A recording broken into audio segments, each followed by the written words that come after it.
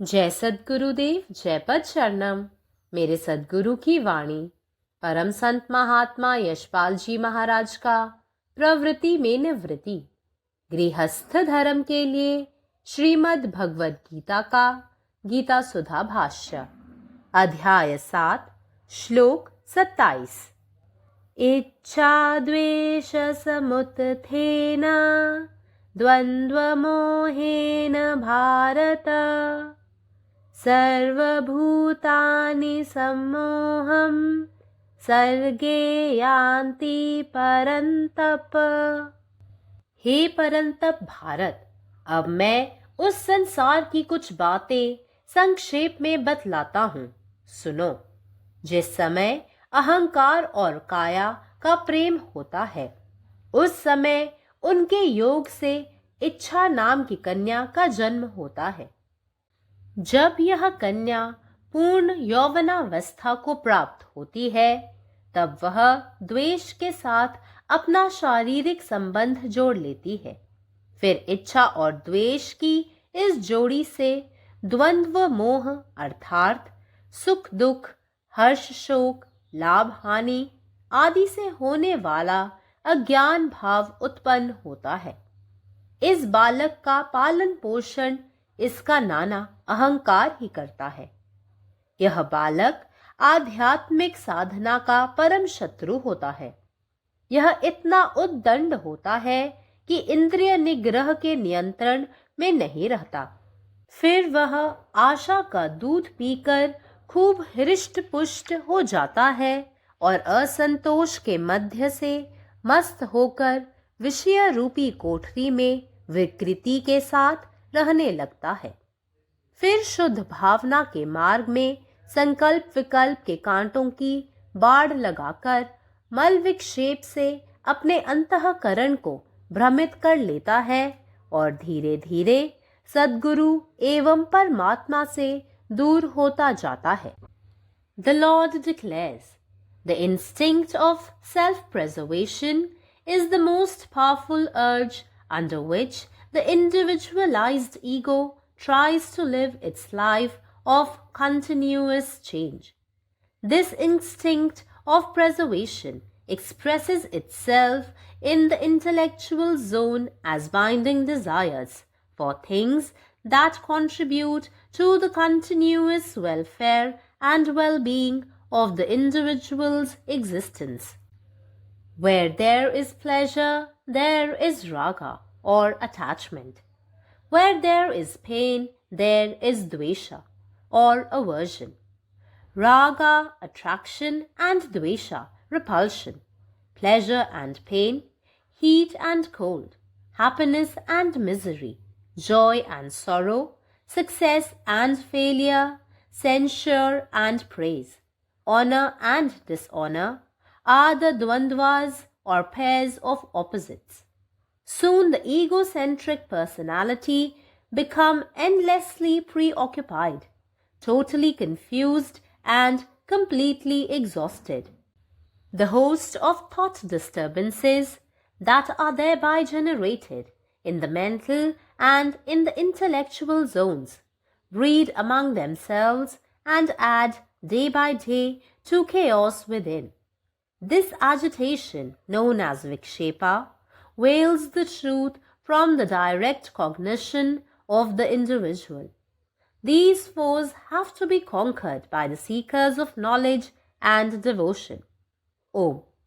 जय गुरुदेव, जय पदशरण। अध्याय 7 श्लोक 27। हे मान भारत, आता मी तुला एका जगाबद्दल थोडक्यात काही गोष्ट सांगतो, ऐक. जेव्हा अहंकार आणि शरीर एकमेकांच्या प्रेमात पडतात, तेव्हा त्यांच्या मिलनातून इच्छा नावाची एक मुलगी जन्माला येते. जेव्हा ही मुलगी पूर्ण वयात येते, तेव्हा ती द्वेषासोबत शारीरिक संबंध ठेवू लागते.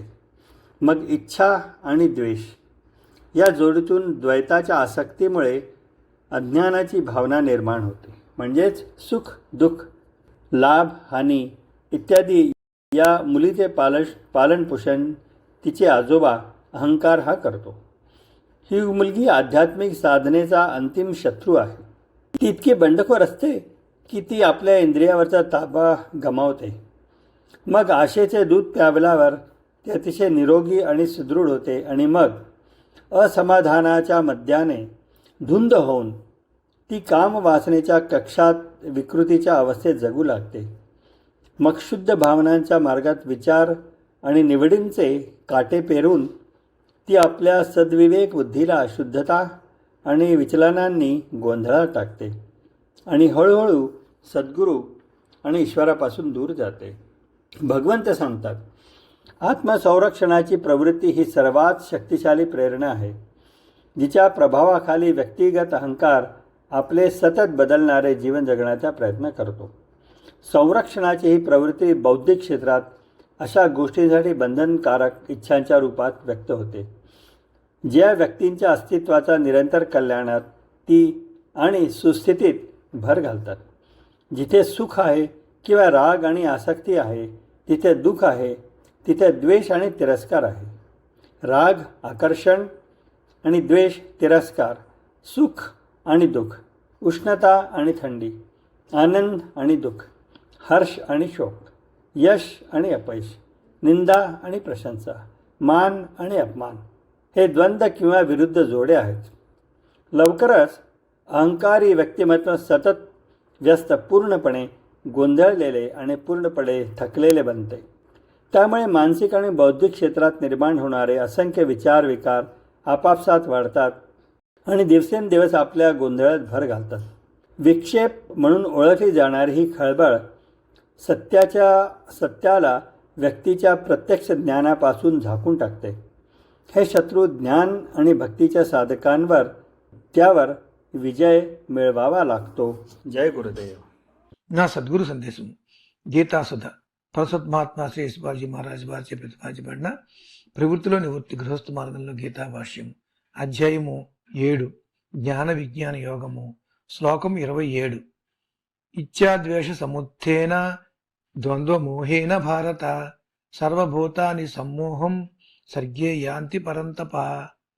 శత్రువులను తప్పింపజేయువు అర్జున, ఇప్పుడు నేను ప్రపంచం యొక్క కొన్ని విషయాలను సంక్షిప్తంగా తెలియజేస్తాను విను. ఎప్పుడు అహంకారము మరియు శరీరం పట్ల ప్రేమ కలుగుతుందో అప్పుడు వాటి కలయికతో ఇచ్ఛ అనే కన్య జన్మిస్తుంది. ఎప్పుడైతే ఈ కన్య పూర్తి యవ్వనావస్థ పొందుతుందో అప్పుడు ఆమె ద్వేషముతో తన శారీరక సంబంధమును కలుపుకుంటుంది. పిమ్మట ఇచ్ఛాద్వేషముల ఈ జంటచే ద్వంద్వమోహములు అనగా సుఖ దుఃఖము, హర్షము శ్లోకము, లాభము నష్టము మొదలగునవి కలిగిన అజ్ఞాన బాలుడు జన్మిస్తాడు. ఈ బాలుడిని పాలన పోషణ ఇతని తాతగారైన తల్లి తండ్రి అంటే అహంకారం చూస్తాడు. ఈ బాలుడు ఆధ్యాత్మిక సాధనకు పరమ శత్రువు అవుతాడు. ఇతడు ఎంత ఉద్దండుతో ఉంటాడు అనగా ఇంద్రియాల నిగ్రహణము నియంత్రణలో ఉండదు. తరువాత ఆశ యొక్క పాలు తాగి గొప్ప బలిష్ఠుడవుతాడు మరియు అసంతోషమనే మద్యంతో మత్తుకొన్నవాడై విషయాలనే గదిలో వికృతితో కలిసి నివసించడం ప్రారంభిస్తాడు. పిమ్మట అతడు శుద్ధ భావన మార్గంలో సంకల్ప వికల్పములనే ముళ్ళ వెల్లువలను వేసి మల విక్షేపములు చే సాధకుని అంతఃకరణమును భ్రమింపచేస్తాడు. తరువాత సాధకుడు మెల్లమెల్లగా సద్గురువు మరియు పరమాత్మ నుండి దూరం అయిపోతూ ఉంటాడు. పరమాత్మ నీవే ఉన్నావు, నీ ఇష్టమే నెరవేరాలి. జై సద్గురుదేవ్, జై ప్రసన్న. സദ്ഗുരുവിൻ്റെ സന്ദേശം അധ്യായം 7 ശ്ലോകം 27. തുടർച്ചയായ മാറ്റത്തോടെ ജീവിതം നയിക്കാൻ ശ്രമിക്കുന്ന ഏറ്റവും ശക്തമായ ഒരു പ്രേരണയാണ് വ്യക്തിഗതമായ അഹംഭാവം അഥവാ ഈഗോ. സംരക്ഷണത്തിൻ്റെ ഈ സഹജാവബോധം ബൗദ്ധിക മേഖലയിൽ ഒരു വ്യക്തിയുടെ തുടർച്ചയായ ക്ഷേമത്തിനും ആരോഗ്യകരമായ നിലനിൽപ്പിനും വേണ്ടിയുള്ള ആഗ്രഹത്തിന് ബന്ധനമായി സ്വയം പ്രകടമാകുന്നു. എവിടെ ആനന്ദമുണ്ടോ അവിടെ രാഗം അല്ലെങ്കിൽ ആസക്തിയുണ്ട്. എവിടെ വേദനയുണ്ടോ അവിടെ ദ്വേഷം അല്ലെങ്കിൽ വെറുപ്പ് ഉണ്ട്. രാഗം ദ്വേഷം അഥവാ ആകർഷണം വികർഷണം, ആനന്ദവും വേദനയും, ചൂടും തണുപ്പും, സന്തോഷവും ദുരിതവും, വിജയവും പരാജയവും, നിന്ദയും പ്രശംസയും, ബഹുമാനവും അപമാനവും ഇവ ദ്വന്ദ്ങ്ങൾ അഥവാ വിപരീത ജോഡികളാണ്. അങ്ങനെ പെട്ടെന്ന് തന്നെ അഹങ്കാര കേന്ദ്രീകൃതമായ വ്യക്തിത്വം അനന്തമായി വ്യാപൃതമാവുകയും പൂർണ്ണമായും ആശയക്കുഴപ്പത്തിലാവുകയും ക്ഷീണിതനാവുകയും ചെയ്യുന്നു. മാനസികവും ബൗദ്ധികവുമായ മേഖലകളിൽ ഇതുമൂലമുണ്ടാകുന്ന ചിന്തകൾ മനസ്സിൽ അസ്വസ്ഥതകൾ സൃഷ്ടിക്കുകയും അതുമൂലമുണ്ടാകുന്ന കുഴപ്പങ്ങൾ ദിനം പ്രതി വർദ്ധിക്കുകയും ചെയ്യുന്നു. വിക്ഷേപം എന്നറിയപ്പെടുന്ന ഈ വ്യതിചലനം ഒരു വ്യക്തിയുടെ നേരിട്ടുള്ള അറിവിൽ നിന്ന് സത്യത്തെ മറയ്ക്കുന്നു. ജ്ഞാനവും ഭക്തിയും തേടുന്ന സാധകർ ഈ ശത്രുക്കളെ ജയിക്കേണ്ടത് അനിവാര്യമാണ്. പരമാത്മാവ് നീ തന്നെ, നിന്റെ ഇഷ്ടം പൂർണ്ണമാകട്ടെ. ജയ് സദ്ഗുരുദേവ്, ജയ് പരിശരണം. इच्छाद्वेषसमुत्थेन द्वन्द्वमोहेन भारत सर्वभूतानि सम्मोहं सर्गे यान्ति परंतप। हे परंतप भारत, आब हम अहाँके एहि संसार के किछ गप संक्षेप में कहैत छी, से सुनू। जखन अहंकार आ काया के प्रेम होइत अछि तखन हुनकर संयोग सँ इच्छा नाम के कन्या के जन्म होइत अछि। जखन ई कन्या पूर्ण यौवनावस्था में पहुँचैत अछि तखन ई द्वेष संगे अपन शारीरिक संबंध जोड़ि लैत अछि। फेर इच्छा आ द्वेष के एहि संबंध सँ द्वंद्व मोह माने सुख दुख, हर्ष शोक, लाभ हानि आदि सँ उत्पन्न होमयवला अज्ञान भाव जन्म लैत अछि। एहि बालक के पालन पोषण ओकर नाना अहंकार करैत अछि। ई बालक आध्यात्मिक साधना के परम शत्रु होइत अछि। ई एतेक उद्दंड होइत अछि जे इंद्रिय निग्रह के नियंत्रण में नहीं रहैत अछि। फेर ई आशा के दूध पीब कऽ खूब हष्ट पुष्ट भऽ जाइत अछि आ असंतोष के मदिरा सँ बेहोश भऽ कऽ विषय रूपी कोठरी में विकृति संगे रहऽ लगैत अछि।